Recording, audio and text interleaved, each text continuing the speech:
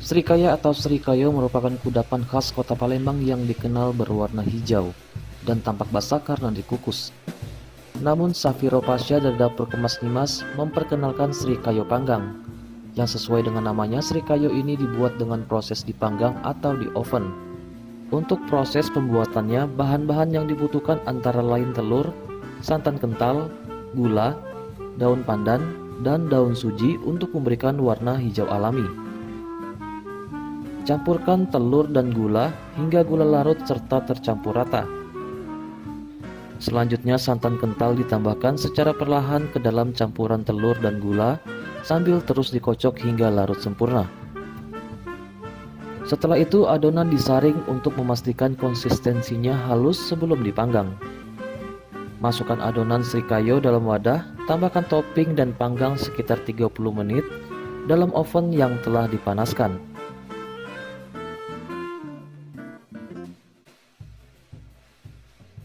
Srikayo panggang siap disajikan.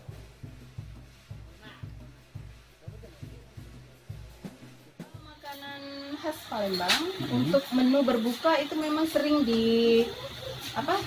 diminatin ya, karena dia rasanya manis, karena kita berpuasa kan sudah istilahnya kita berpuasa seharian penuh kan, jadi memang harus kita imbangi dengan rasa manis untuk tubuh ya. Lebih awet untuk penyimpanan. Berapa lama Bos ini?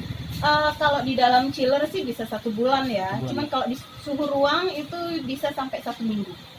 Dibanding yang kukus, kalau kukus mungkin bisa 2 hari. Dia langsung berjamur kan.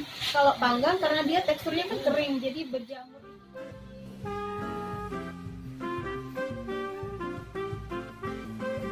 Tekstur yang lembut dengan rasa manis dan legit menjadikannya hidangan pas untuk berbuka.